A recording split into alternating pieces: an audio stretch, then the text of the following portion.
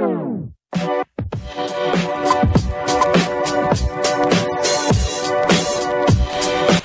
warahmatullahi wabarakatuh. Halo Balance People, kembali lagi di programnya Laboratorium Akuntansi dan Keuangan Ikopen University. Halo Akuntansi. Perkenalkan, nama saya Tika Dihanani yang akan menemani Balance People untuk sharing dan belajar mengenai akuntansi.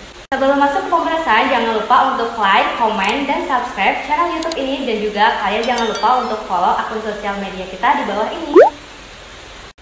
Di era globalisasi ini, banyak perusahaan yang namanya terkenal karena ditentukan dari aset tak berwujudnya loh. Contohnya seperti MCD, KFC, Nixu, dan lain-lain. Apa sih aset tak berwujud? Aset tak berwujud adalah aset non-moneter yang diidentifikasi, yang tidak memiliki substansi fisik. Nilai dari aset ini berasal dari keistimewaan yang diperoleh entitas dari aset tersebut. Adapun manfaat ekonomis di masa mendatang dari aset tak berwujud biasanya berupa pendapatan dan penjualan produk, bisa juga penghematan biaya. Contoh dari manfaat yang timbul yaitu penggunaan formula rahasia oleh perusahaan. Formula tersebut sudah dilegalkan dan dilindungi oleh hukum. Penggunaan formula ini menyebabkan berkurangnya persaingan di pasar dengan para pesaing, sehingga meningkatkan prospek penjualan di masa mendatang dan mengurangi pengeluaran. Dalam operasional perusahaan yang sudah semakin canggih ini, perusahaan memerlukan sistem komputer yang membantu pekerjaan manusia. Setiap komputer memerlukan perangkat lunak yang memadai, perangkat lunak yang canggih, informatif, cepat, dan komunikatif. Menjadi salah satu aset tak berwujud milik perusahaan. Adapun perlakuan akuntansi untuk biaya perangkat lunak komputer. Ada beberapa alternatif perlakuan akuntansi.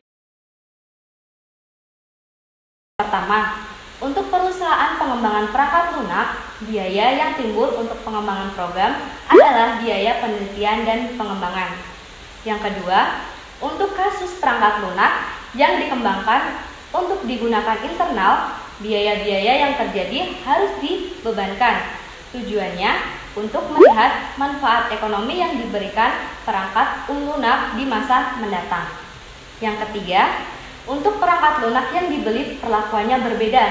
Perangkat lunak yang dibeli untuk dijual kembali diakui sebagai persediaan. Sedangkan perangkat lunak yang dimiliki untuk dijual, hak pakainya atau disewakan kepada pihak lain diakui sebagai aset tak berwujud.